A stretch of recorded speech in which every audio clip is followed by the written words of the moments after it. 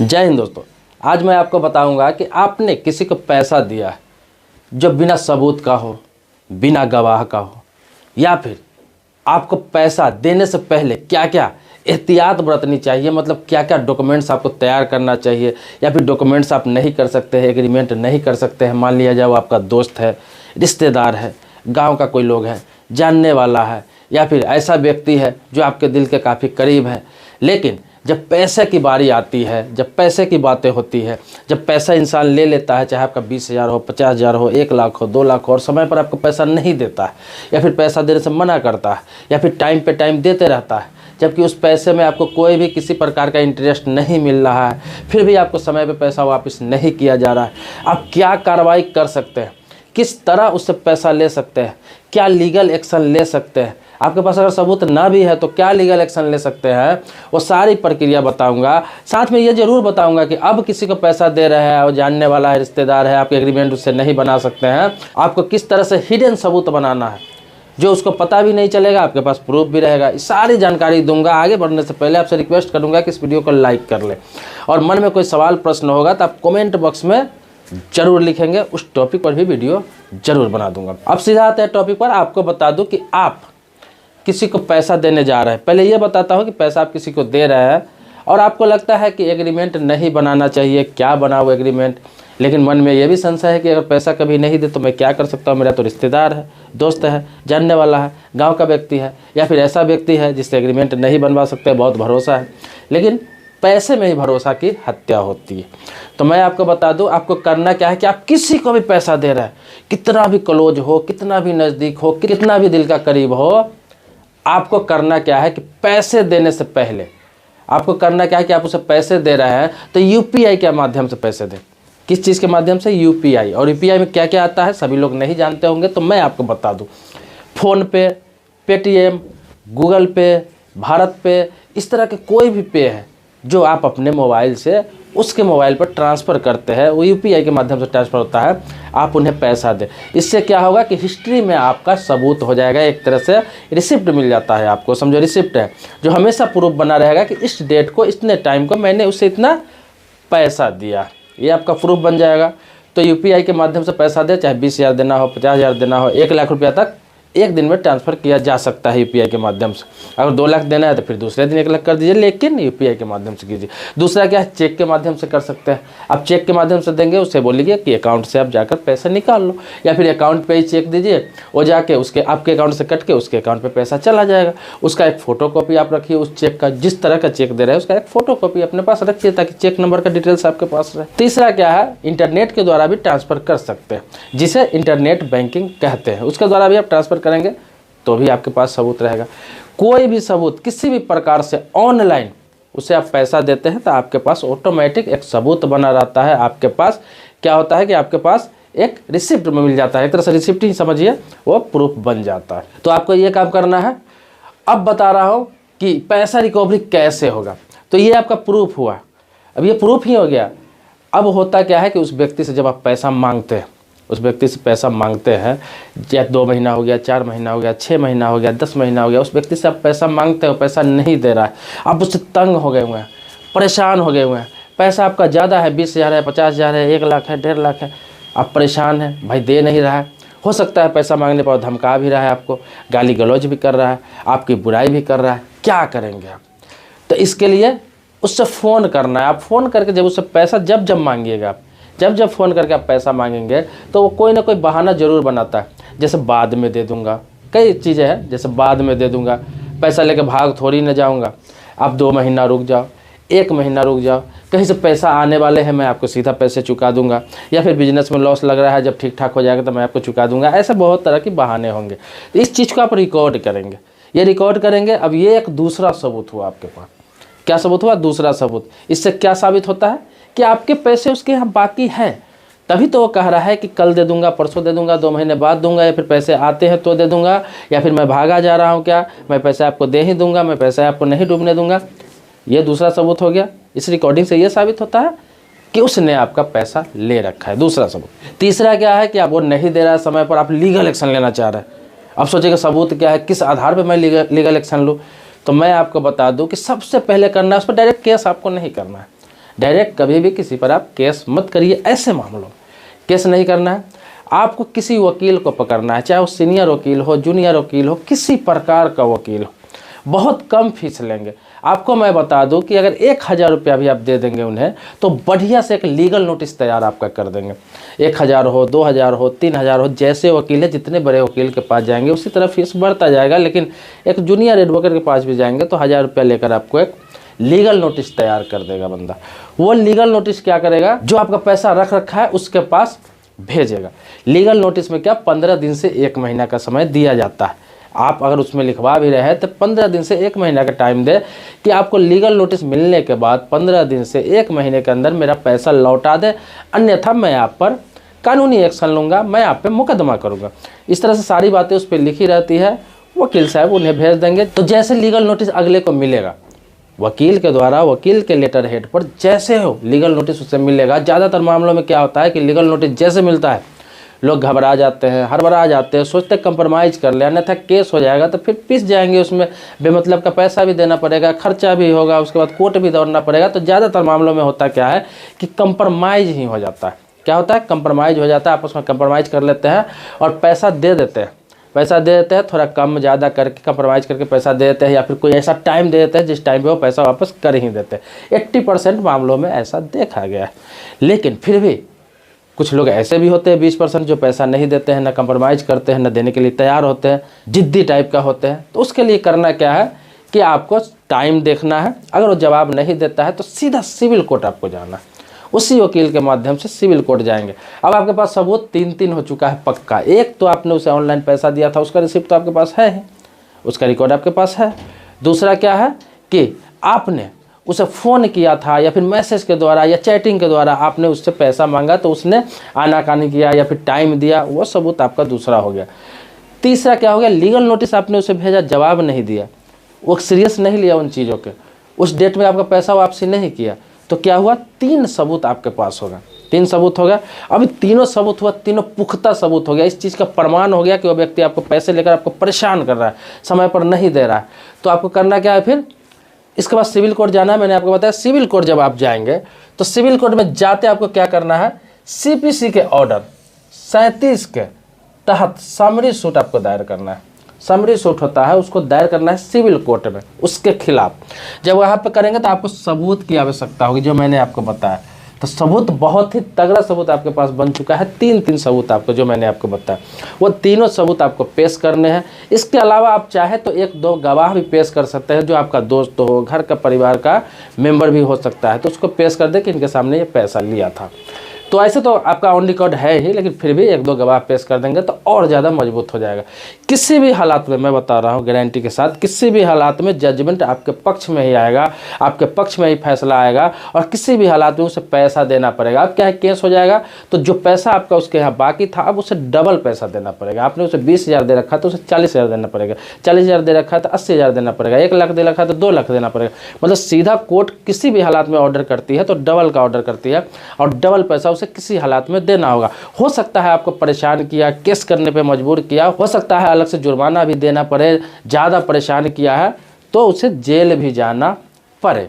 अब मैं आपको बता दूं कि जेल क्यों जाना पड़ेगा। जैसे कि आपने केस किया उस पर सिविल कोर्ट में, समरी सूट, वो केस चल रहा है, लेकिन आपको अगर धमका चुका है, पहले से गाली दे चुका है, या फिर परेशान कर चुका है, या किसी प्रकार का आपराधिक आपके साथ कृत्य कर चुका है, तो आप क्या करेंगे, आप बाद में उसके साथ साथ ये भी कर सकते हैं कि उस पर क्रिमिनल केस भी कर सकते हैं। क्रिमिनल केस मैं बता दूं, क्रिमिनल केस कर सकते हैं। जो ये जो मामला है ना, ब्रीच ऑफ ट्रस्ट का मामला है, जिसे चीटिंग कहते हैं, 420 भी कह सकते हैं, 420 भी। तो ये चीटिंग, जो 420 आमतौर पर कहते हैं कि 420 किया है मेरे साथ, तो ये चीटिंग का मामला है, ब्रीच ऑफ ट्रस्ट का मामला है, आपके साथ धोखाधड़ी, फ्रॉड।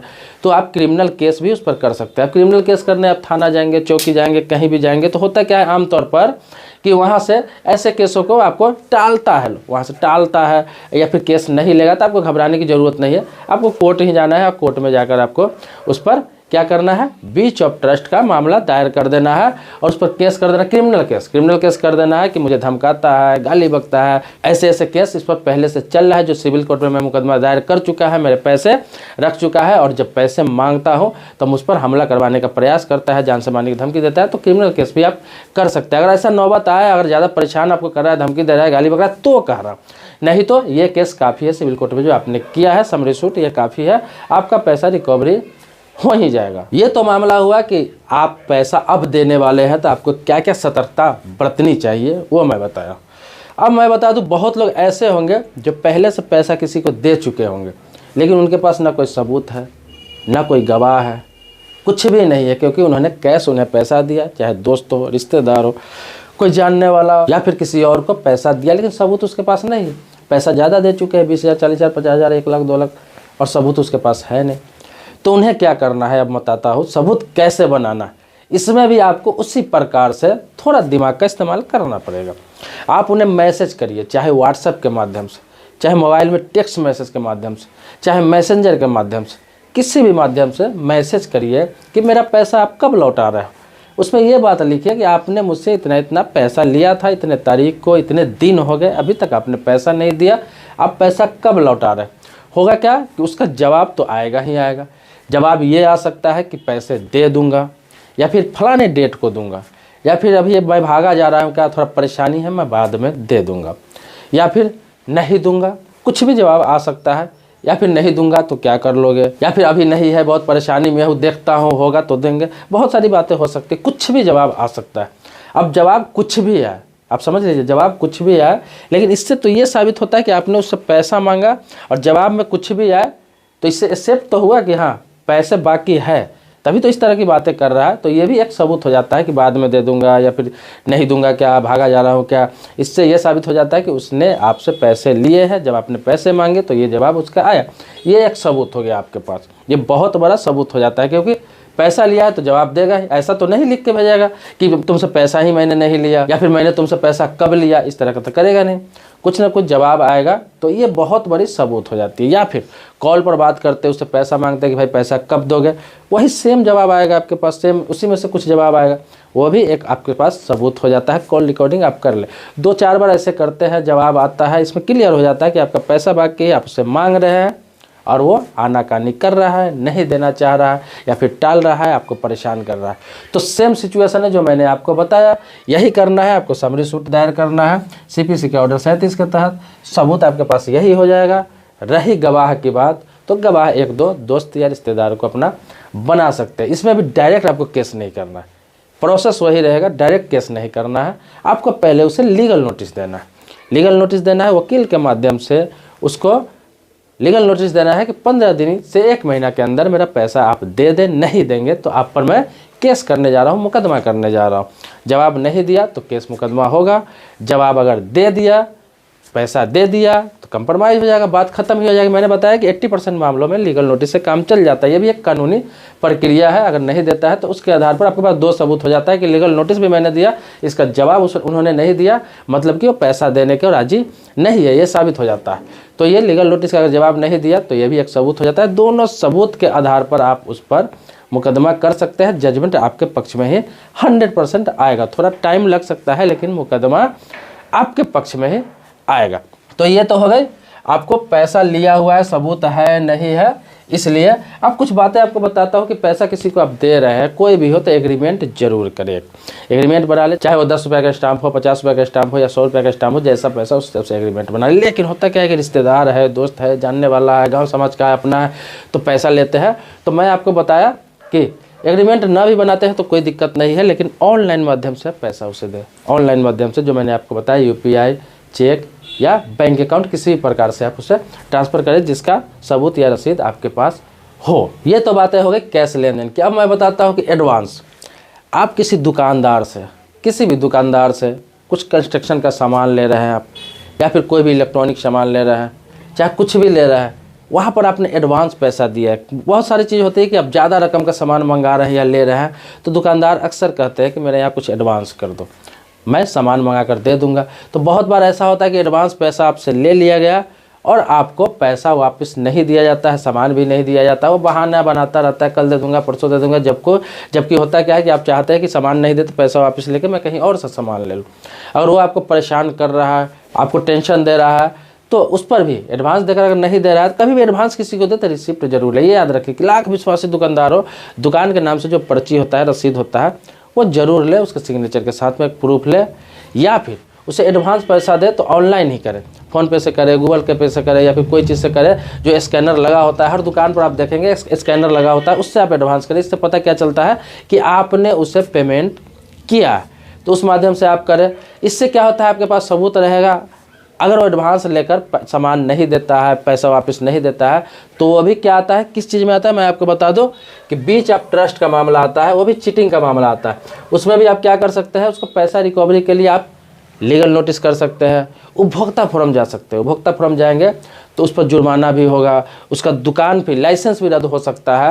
आपका जितना भी खर्च होगा कोर्ट जाने में, हालांकि खर्च उपभोक्ता फोरम में जाने में खर्च नहीं होता है, उपभोक्ता के लिए होता है, ज़्यादा खर्च नहीं होता है। आप खुद से भी पटिशन लिख के दे सकते हैं, एप्लीकेशन लिख के दे सकते हैं, खुद से अपनी बात रख सकते हैं। लेकिन आपका जो समय बर्बाद होगा, टाइम बर्बाद होगा, आने जाने खर्चा होगा, सारा उपभोक्ता फोरम उससे दिलाएगा, पैसा भी वापसी दिलाएगा। अगर ज़्यादा रकम है, 20,000 है, 25,000 है, 50,000 है, 1 लाख है, 2 लाख है, तो फिर वो काफ़ी मुसीबत में पड़ जाएगा। उसे डबल पैसे भी देने होंगे, सारा खर्चा भी देना पड़ेगा। तो ये सब प्रोसेस है।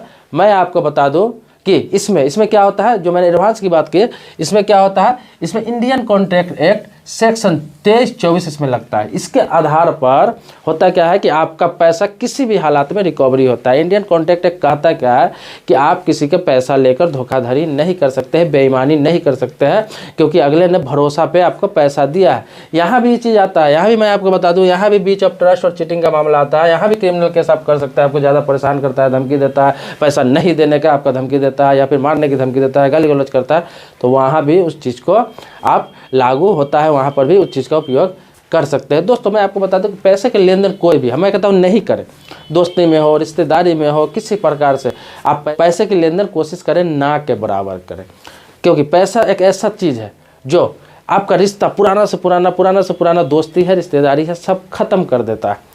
होता क्या है कि अगर 200, 400, 500, 1000, 2000 का मामला हो, आप चाहते हैं कि पैसा अगर उतना मुझे ना भी दे तो कोई फ़र्क नहीं पड़ेगा, उतना तक पैसा आप उधार दे सकते हैं, कर्ज दे सकते हैं अपना दोस्तों में, रिश्तेदारी में, या फिर किसी जानने वालों में।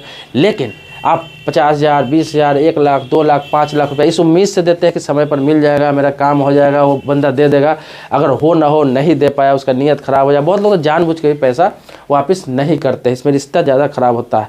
80-90% रिश्ता जो होता है, रिश्तेदारी और दोस्ती ख़राब होती है सिर्फ पैसे की वजह से। आप जब उस पर रिसर्च करेंगे तो आपको पता चलेगा कि ज़्यादातर रिश्ता, 90% रिश्ता लगभग पैसे की वजह से ख़राब होता है, पैसा के लेन देन की वजह से ख़राब होता है। इसलिए कोशिश करें कि पैसा के लेन देन उतना ही करें जितना आप बर्दाश्त कर सके, जितना आप उसे छोड़ सके, ताकि रिश्ता बना रहे। ये सोच के आप उसे पैसा देंगे कि पैसा मुझे वापस मिल जाएगा, तो हाँ मिल भी सकता है, ये मैं नहीं कहता वो नहीं मिल सकता है, पैसा मिल भी सकता है, लेकिन आप उतना ही दें जितना लगे कि अगर ना भी मिले तो मुझे कोई फ़र्क नहीं पड़ेगा। क्योंकि अपना पैसा देकर फिर केस मुकदमा में पड़ना, रिश्तेदारी ख़राब करना, अगले से फिर दुश्मनी मोल लेना, ये अच्छी बात नहीं है। ज़्यादा बड़बोलापन ना बने। होता क्या है कि अक्सर लोगों के पास थोड़ा पैसा आ जाता है, लोग कहने लगते हैं मैं ये कमाता हूँ, इतना कमाता हूँ, मेरे पास इतना पैसा है, मुझे ये है मेरे पास। इससे क्या होता है कि रिश्तेदार है, दोस्त है, जानने वाले उम्मीद पाल लेते हैं।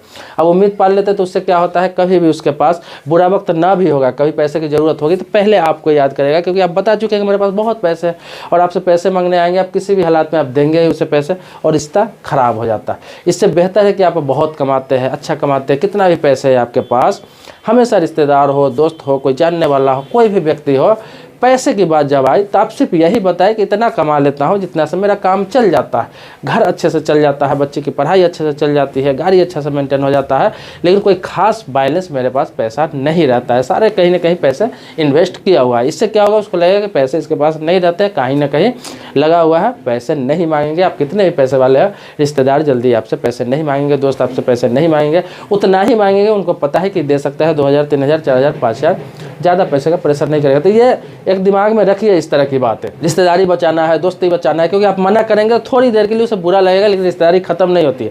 बुरा लगता है, रिश्तेदारी खत्म नहीं होती है। तो दोस्तों मेरे चैनल पर नए हैं, पहली बार आए तो चैनल को सब्सक्राइब कर लीजिए। मेरे पुराने सब्सक्राइबर इसके लिए कोटि कोटि धन्यवाद देता हूँ, आभारी हूँ आपका। मिलते हैं नेक्स्ट वीडियो में जो आप ही के मुद्दे पर होगा। तब तक के लिए शुक्रिया, धन्यवाद। जय हिंद दोस्तों।